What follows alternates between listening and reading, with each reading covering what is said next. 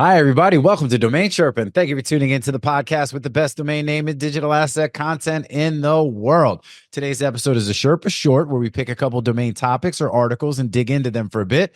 And today's Sherpa Short is titled, Whose Broker Is It Anyway? Featuring Drew and Chris. And we talk about .ai domains and if we're seeing a shift away from the extension as the technology becomes more prevalent and the space matures. And then we also talk about the role that Afternic brokers play in a domain negotiation. And who do they actually represent, the buyer or the seller, which piggybacks off of an article recently published by Elliot Silver on DomainInvesting.com. All that and more is coming up on today's show. And remember, if you're listening to the audio version of this podcast, you can also watch the video version at DomainSherpa.com and on our YouTube channel at ds.tv. You can also listen to the shows on Apple and Spotify and other podcast platforms as well. And please make sure to hit the like button and the subscribe button and all that good stuff everywhere that you can and help Domain Sherpa grow the pie. We also integrate our shows with Muse.ai, which provides search functionality for the shows and transcripts as well. We also talk about that a bit on today's show. So definitely check all that out. And big shout out to DNWE, short for Domain Name Wholesale Exchange. It's a trading platform designed specifically for domain investors,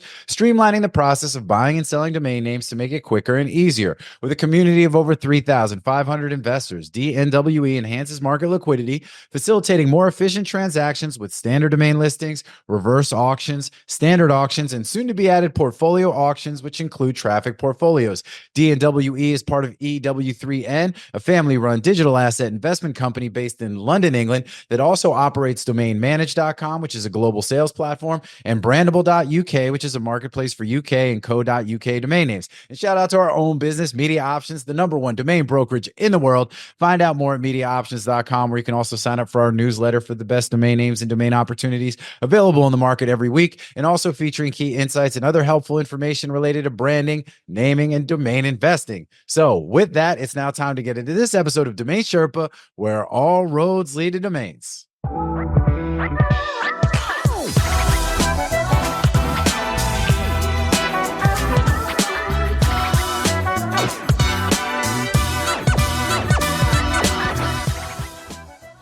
What's up, Sherpa Network? Thank you for tuning in today. My name is Jonathan Tenenbaum, aka JT, aka Jay On, aka Sherpa Winfrey, aka Repeat Davidson, and I'm the host and producer of Domain Sherpa, where all roads lead to domains.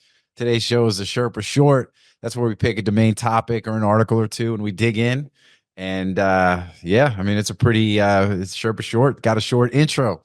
So real quick, let me go ahead and introduce my co-hosts, not even my guest, but over to my right, I got my boy Andrew Rosner, aka Morpheus, aka the Dirk Diggler of digital assets, aka Bob Lee Swagger, the sniper, aka Graybeard, the domain pirate.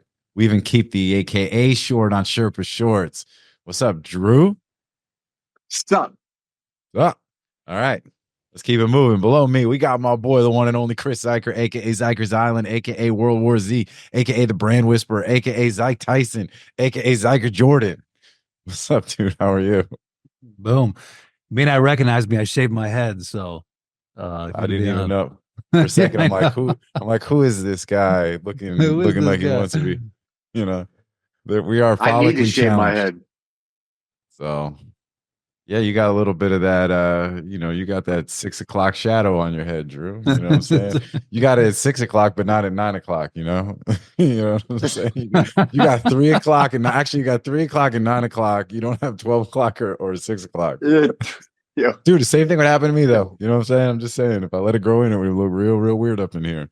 So, but it is all good. It's all good. Tell you what, 2 friends of mine in the last 1 week, in the last single week, I don't know anybody, never happened to me in my life, but in 1 week, I got 2 friends that both got that hair transplant joint.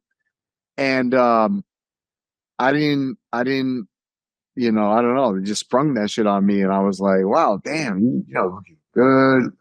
Young, yeah, definitely makes them look younger. You know what I'm saying? But you got you got to pay a price. I mean, you got to walk around looking like yeah, you got to look like somebody did some work. Somebody did some work on your head. Yeah, you got. I mean, it's literally like planting crops. Shout out to Shane, by the way. Yeah, saying he could relate.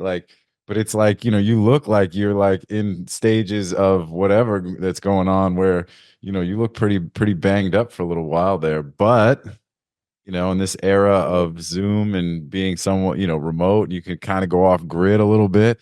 Although, we do stuff in real life. So, people see you out and about. I guess you can wear a hat, right? I don't know enough about the process.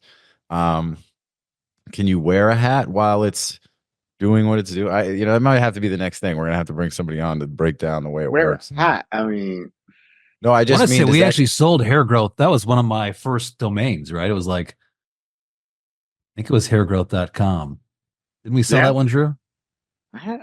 It was something with hair. I'm pretty sure it might have been hair growth.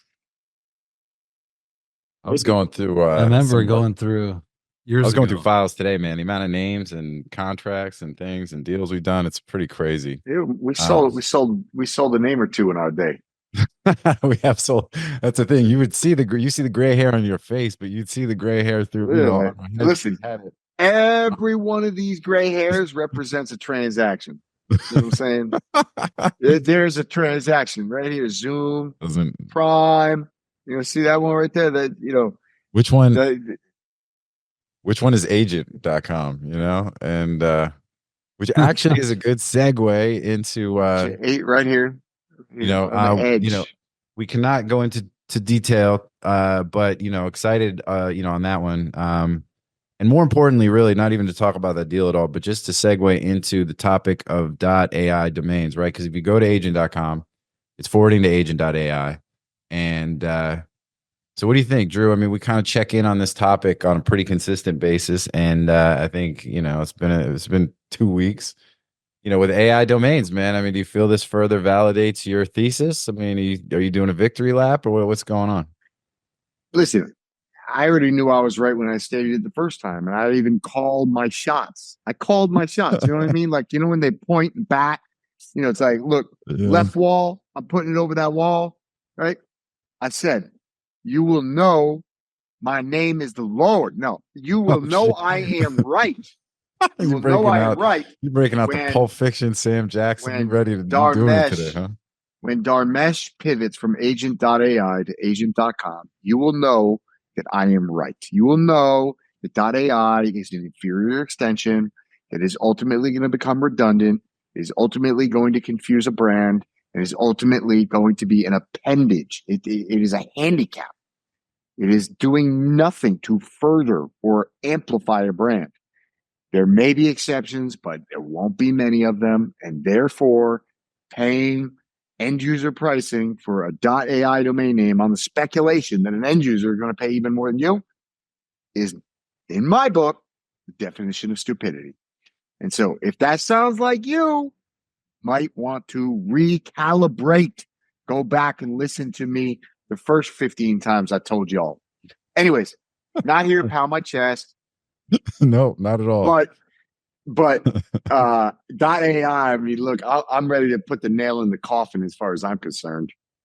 I don't know, man. I mean, hey, look, it's a couple. Oh, go ahead, Chris. Well, I was going to say, I see that when we're trying to acquire .ai, right? So there's a price range that it makes sense. And what happens, like we reach out and investors and they confuse that signal.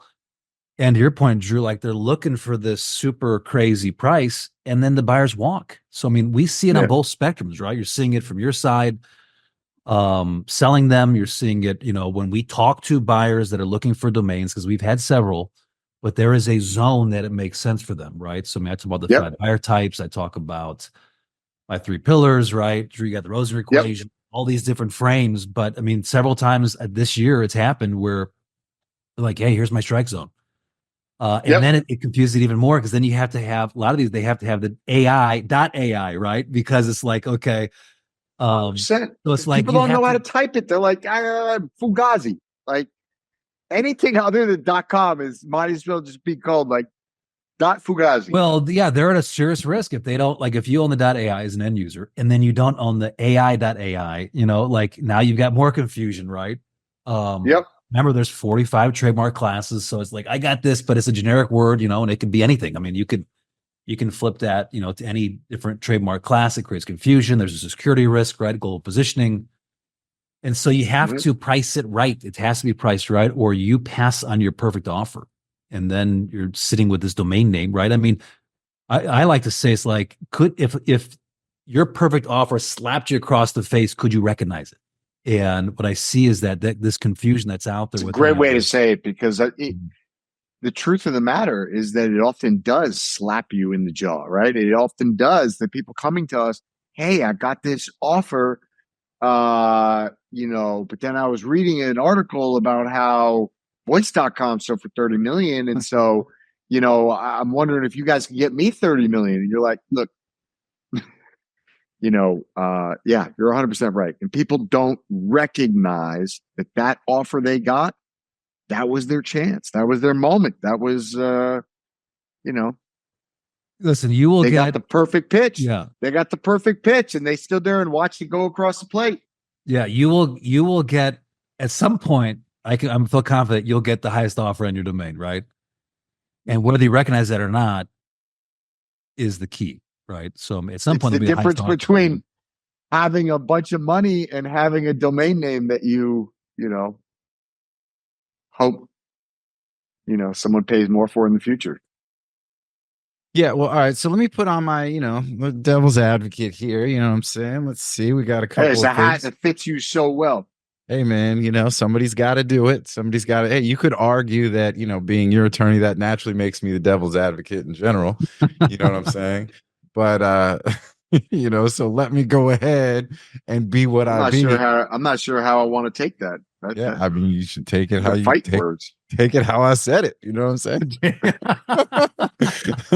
Hey, look, it's all love. It's all love. But well, so Namecheap, Richard, recently posted a couple of sales. That they, I think they go out of their way to report on these. I mean, they're somewhat supportive and proponent of .ai domains and alternate extensions, and they've obviously even dabbled into some of the Web3 stuff as well. So.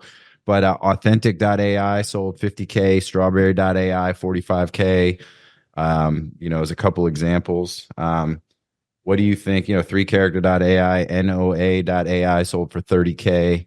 What do you think? I mean, obviously and I think, and look, not to put words in anybody's mouth, right? When we had the show, and I advise anybody that's really interested in this, so we had a great show with Andy and James Booth talking about this because, they are also proponents of .ai domains, discussing sort of the future.ai. They were going pretty heavy into the .ai domains. They were doing some building of their own, stuff as well, platform sites and things. They got a lot of really cool things going on.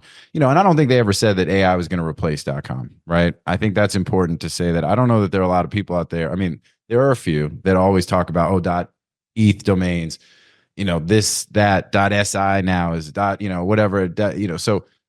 But I think the people that are investing a whole lot of money and are really, really pushing the sort of that agenda aren't saying it's a .com replacement, but are saying it's somewhat of a viable alternative, right?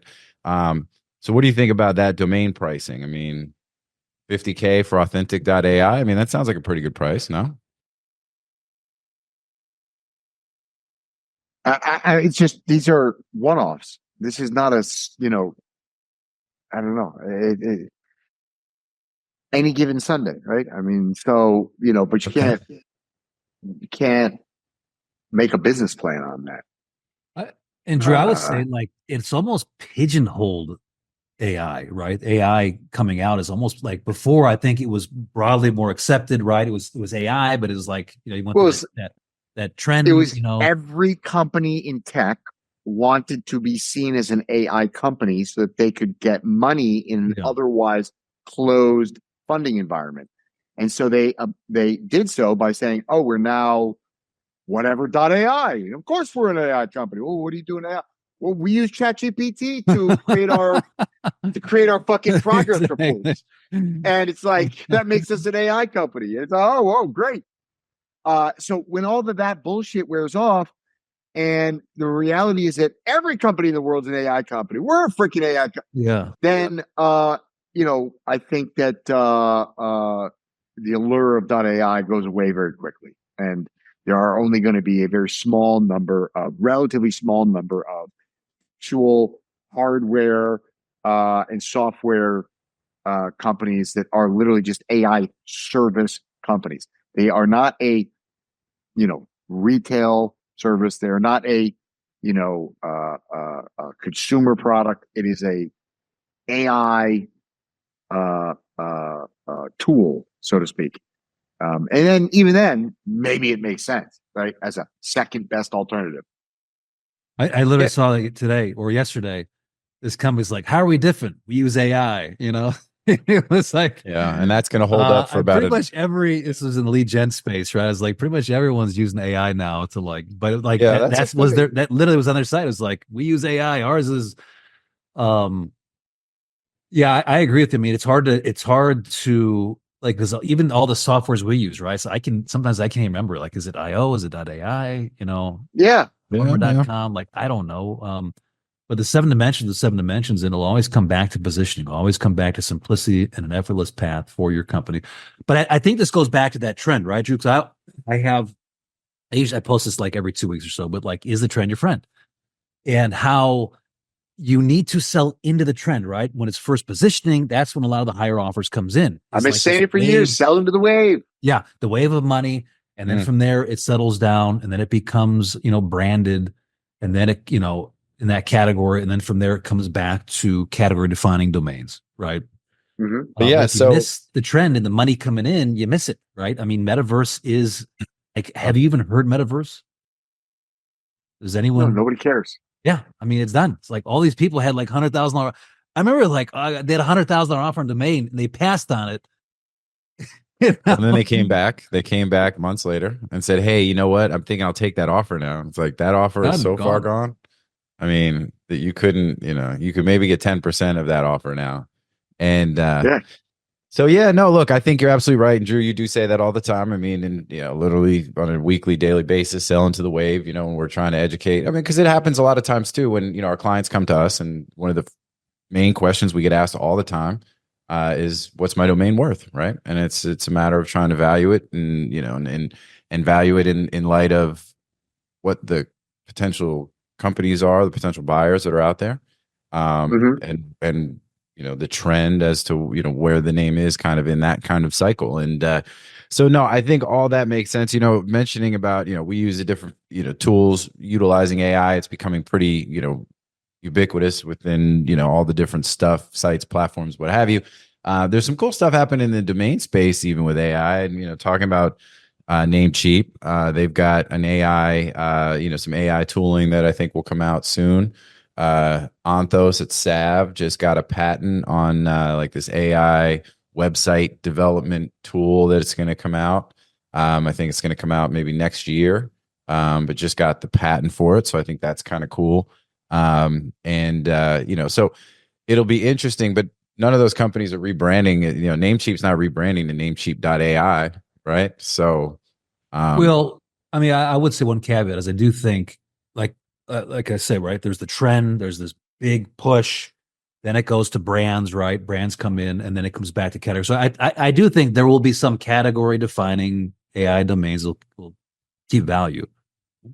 What about companies that have established their brand as a .ai brand early? What do they do, right? Like, look at Muse.ai. There's a tool that we use. You could go, if you want to see, hey, let me find all the episodes that Drew said sell into the wave, or the trend is your friend, right? Or that Chris said trend is your friend. You can actually go into Muse and look that up, right? Muse.ai has been Muse.ai from the beginning. Were they early enough? Did they establish enough of a brand?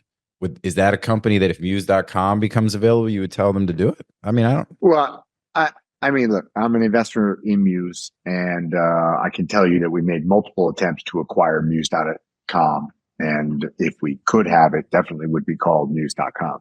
Okay. Okay. Well, there you go. And that was before this was even a discussion. All right. Well, that's a little bit of that's a mic drop. You know what I'm saying? And so yeah. Well, listen, and a couple other things. It used to be all roads lead to domains. It's all road leads to MediaOptions. All roads lead to .com, and all roads lead to Drew. But let's so real quick, since I'm going to kind of run this topic to ground, and then we'll move on to some other stuff. But the couple other things I think are interesting too is that when you deal with something like the .ai domains, one of the things, the topics or issues that were brought up, and John Berryhill brought it up on an episode, talking about the registry, right? When you have these alternate extensions, you have country code domains, you have got to remember that, this becomes a bit of the Wild West. You don't have the same structure, the same rules, and in a lot of ways, the same security that you have when you have a .com domain, right?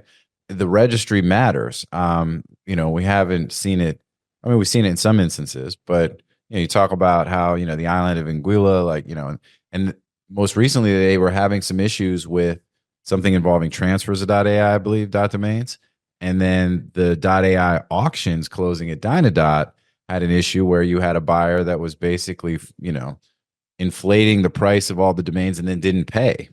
And I think that it's at a bit of an inflection point where that kind of stuff, you've got to be aware of that, but it's kind of crazy to think that you're going to invest in a particular sort of piece or lane of an asset class that could be influenced by something as simple as one buyer in one set of auctions not paying for their domains, all of a sudden creating kind of havoc and sort of headwind against the value of your assets, right? I mean, so that's additional risk I think you got to consider, right? Or legal too, right, JT? I mean, I want to say that in .ai, gambling is an issue, right? I mean, and then .in has other legal ramifications. We've seen that. Business, I mean, so it could change, who knows, right? I mean, as they tighten the noose, you might be sitting on some issues and they might take your domains. Yeah. Build your house on quicksand, man. You know what I'm saying? And then don't be shocked when all of a sudden, you're like up to your neck, right? Anyway, I just think it's all interesting stuff. I think that, but with that said, we do have clients that are either selling or trying to acquire .ai domains. And I do think that there's a lane, there's interest. It's not completely dead or gone. But I think just back to and I think that, not trying to put words in anybody's mouth, but I think even the biggest proponents would, advise some sort of either caution or just, put some perspective around it, that when you're talking about, .ai supplanting .com or something like that, that's a pretty tall order. So MediaOptions is the industry's leading domain broker specializing in domain acquisitions, high-value domain sales, and domain name consultation. As pioneers and thought leaders on the subject of the domain aftermarket and domain name value, plus through their clear domain acquisition service, MediaOptions offers startups and established corporations an unparalleled scope of high-value domain options, providing access to domain names and curation technologies not available elsewhere. MediaOptions believes in the power of a great domain name and is dedicated to helping you obtain yours. Call or email today to put a domain to work for you. All right, cool. Well, we covered a lot of AI ground. What else we got going on? What else? You guys have any other topics? I got a couple of things in a list. I can go into my stuff. Just throw it at us. What you got? All right. So what do y'all think about the idea with so Elliot? So some things that we do here on the Sherpa Shorts, we'll pull articles from the domain writers and some of the best guys in the business. Big shout out to Andrew Alleman and Domain Name Wire. Just had his 500th episode of his podcast. We had him as a guest on ours as well. So big shout out to Andrew. Elliot is another one that we we'll grab stuff from. He had something talking about Afternic. I guess somebody had posted on Twitter about who the domain broker represents on Afternic. And I thought this was kind of an interesting question. We've got our names listed on Afternic. Another thing we brought up here, I brought up a bunch of times is like, I go in, I create an account at Afternic. I enter all of my domain names. I enter pricing. I work with a account manager there, right? So I believe that I should perceive that the relationship I have is that I am the customer and they are my agent, so to speak.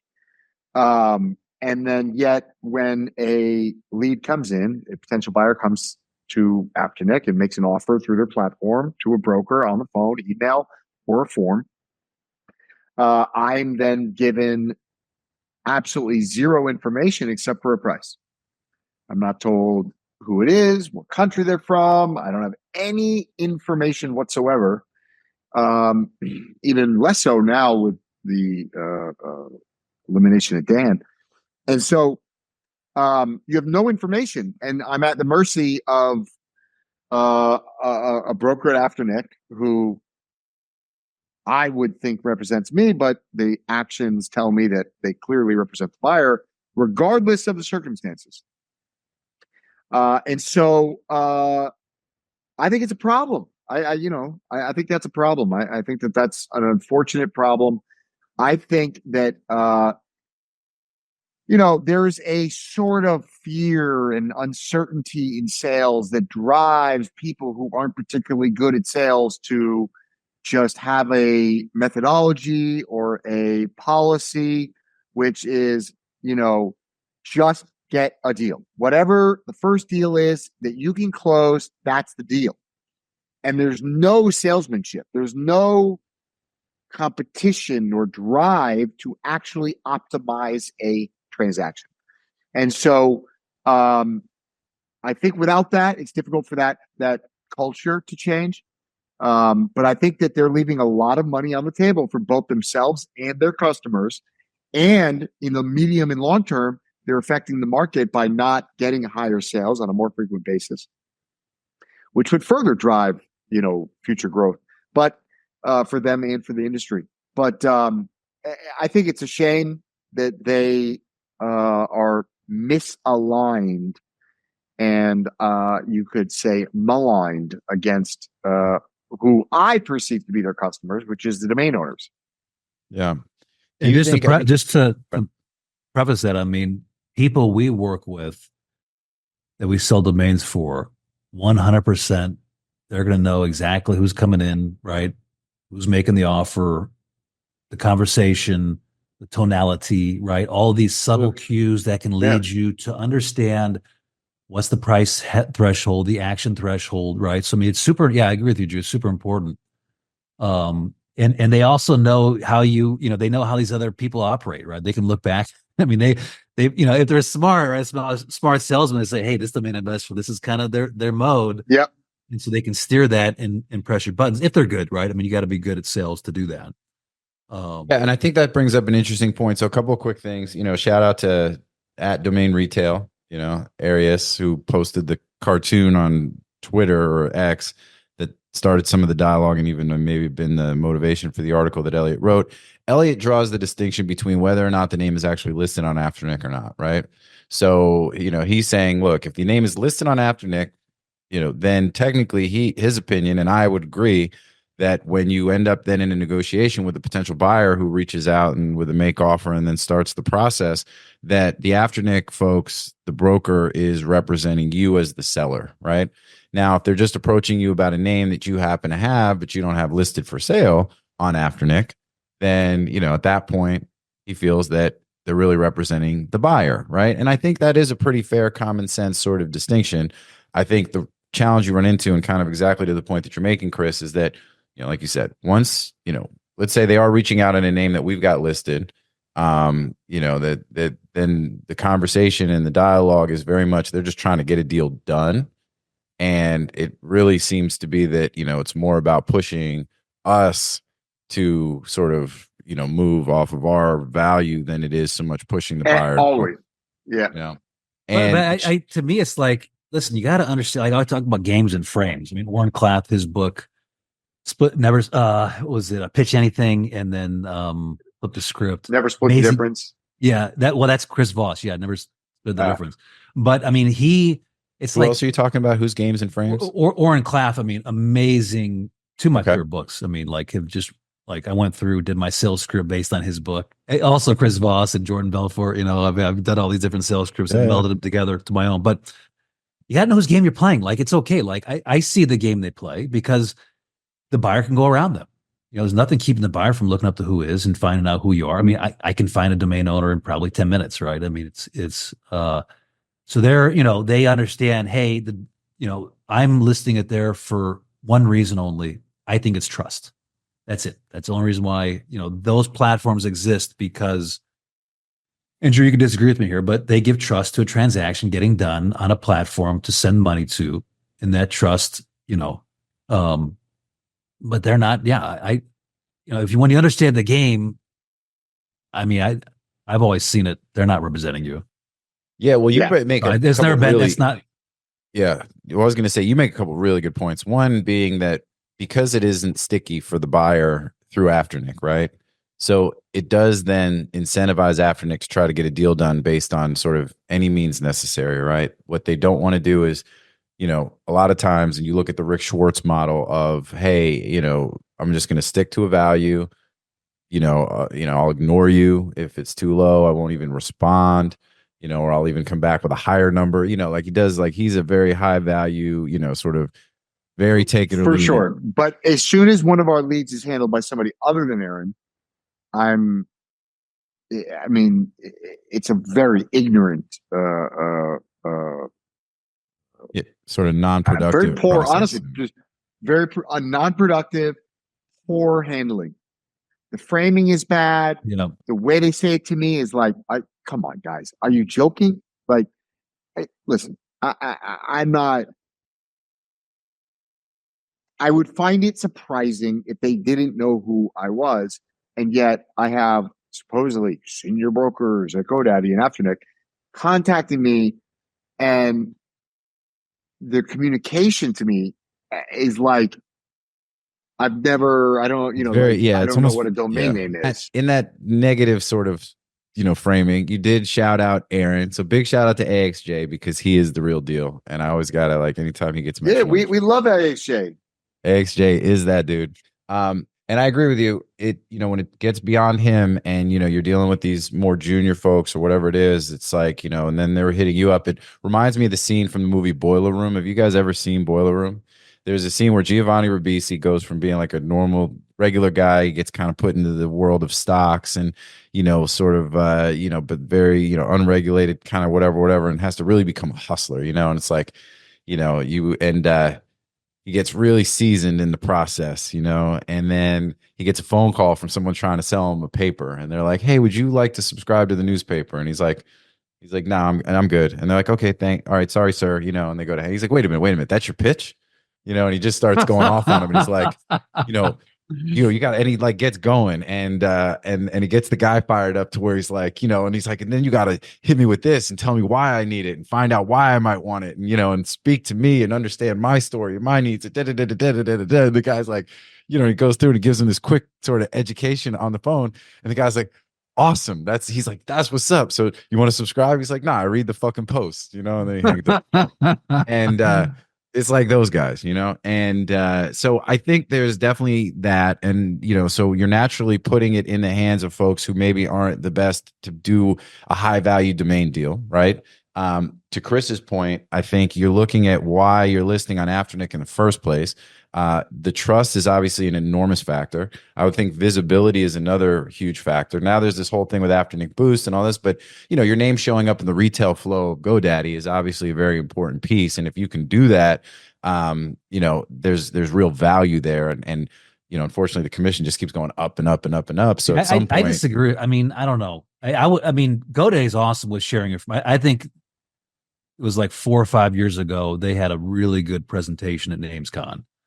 I steer investors to that one, talking about building a portfolio, and value and selling, 1 to 3%. Was that Paul's keynote? Oh, yeah, it was Paul. Yeah. He had a really, so if you're an investor, go and search that out. It was a really good presentation, but I don't think they're searching. I think most of these domain names, they're coming up, they're typing it in, they're seeing it's for sale, right? I mean, yep. Well, and then that goes back to the other point you made. It'd be great to see the information on that.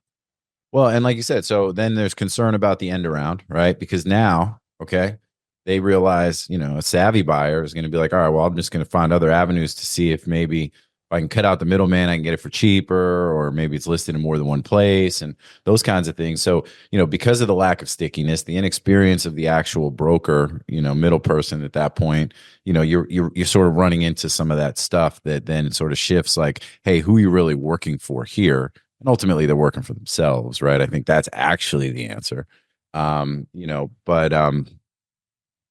think that's always the answer.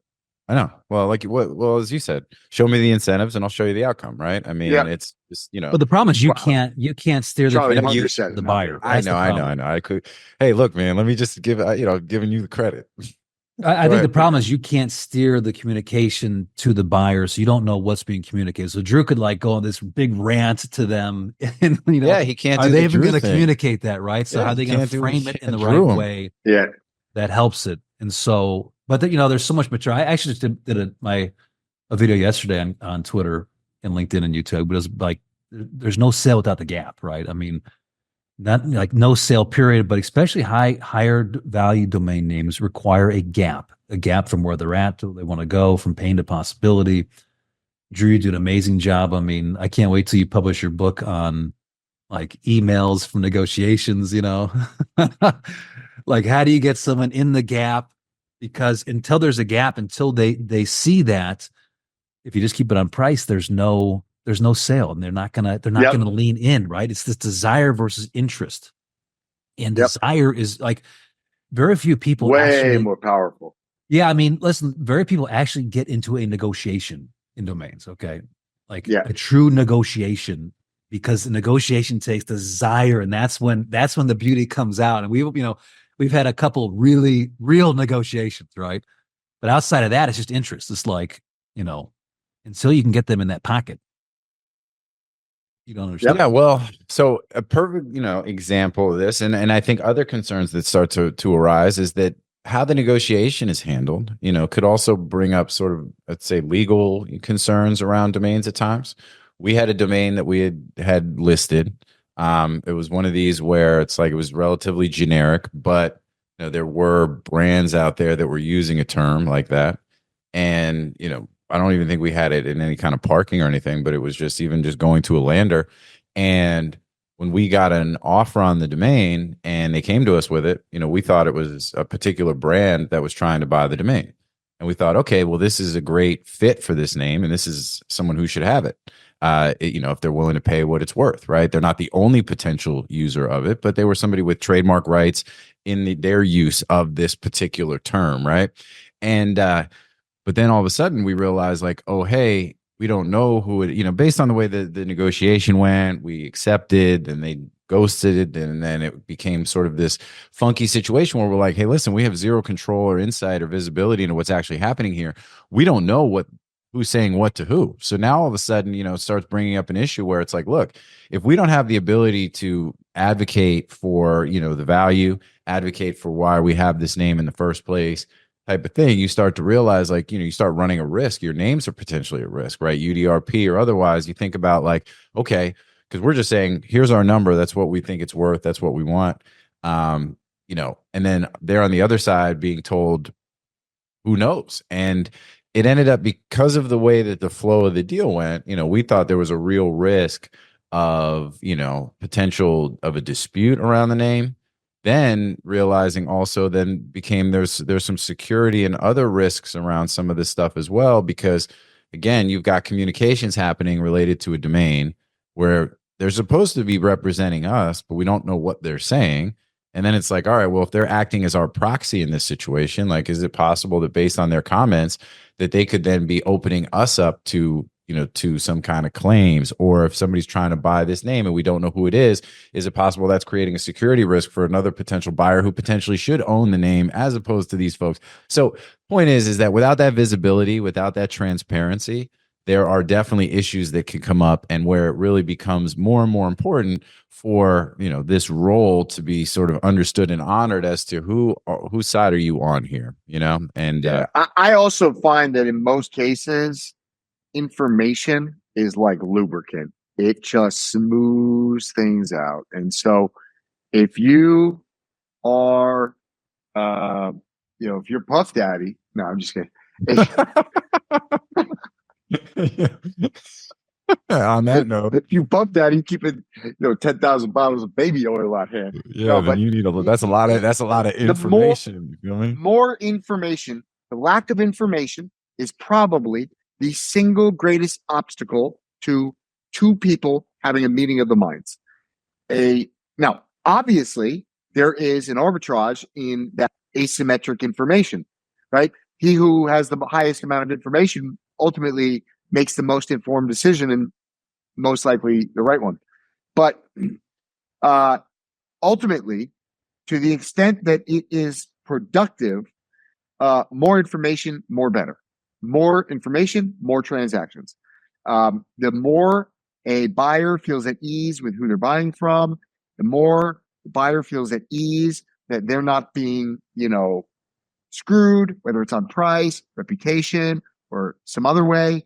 The more information that is made available to a buyer and a seller, the more rational the transaction will be, and the higher the likelihood it will close. Yeah. I guess my final point there is I don't think they've ever said they work for the seller, do they? I mean, I don't think it's ever. So I mean, it's that assumption that you assume, right? Mm-hmm. But I mean, we're super clear on, hey, we work when we sell domain name, we have a contract, we work for you. Yeah. Transparency. You're gonna know. You're gonna see the tonality, right? We're going to give you a picture of who we're hitting. But you got to know your game. You got to know the game you're playing. The game has rules. And if you don't understand the game, this is everything in life, right? The game you're playing, no frame, no game. Then listen, you're going to be thinking something and you're just going to get, you're like, well, that's not the rules. Sorry. And then you're going to go, that's not fair. That's not fair. Well, yeah. No, hey, look, not everybody gets a trophy. So that's for sure. And I think that's an interesting point, Chris, about let's start a boot brand called That's Not Fair. That's not the bottom of the boot. The bottom of the boot is going to just, you're going to see in the soul, it's going to say, that's not fair in the soul. I'll let y'all figure out what happens next. But I think that's an interesting point, Chris, when you talk about what game are you playing. If you are, you got your names listed, when you're the negotiation kind of begins. But I don't know. I mean, when you say about who's representing who, and the idea that the Afternic folks are not, I mean, I think if you're selling a domain on Afternic, you're the ones paying them. They're not getting paid by the buyer. They're getting paid by you. I don't think rules. I mean, they set the rules up. You did it. I know, but I guess my point is I would say, look, if I've got my name listed and the broker engages with a potential buyer, I would, and when you assume, you make an ass out of you and me and all that kind of stuff. But my belief would be that, hey, like naturally you should be representing me. I'm paying you, like I'm the one who's decided to utilize your service. Yeah. I feel you. I know. I get what you're saying. Like, which is like, hey, you can think all that you want. That's great. You're in the wrong game. You know what I mean? You think you're playing chess and they're playing checkers or vice versa. And like that. Yeah. And I just set it up beautifully, and they just reset it up. It's like, Yeah. Well, and I think you make the great point too. I mean, look, and we don't need to pump our book, but at the end of the day, like when you're talking about high value domains, simply putting them on an Afternic lander versus having like an actual team that's going to go out and do the work is a different, it's a whole different, I mean, that's just a different deal altogether, right?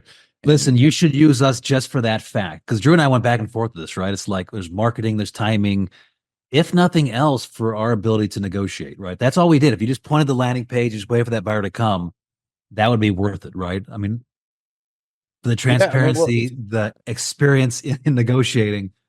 But obviously we provide much more than that, right? I mean, yeah, but that's a really, really good point. And the idea of like, if you're going to pay Afternic up to 25% to have their folks, trying to negotiate the true value of your domain versus like, I mean, that's crazy, but it's like, that's just different leagues, right? And there's no outbound, right? So it's like you put it there's no outbound. They can't do outbound, right? So I mean, it's buyers coming. So I mean, even if that's all we did at MediaOptions, 100%, there's value.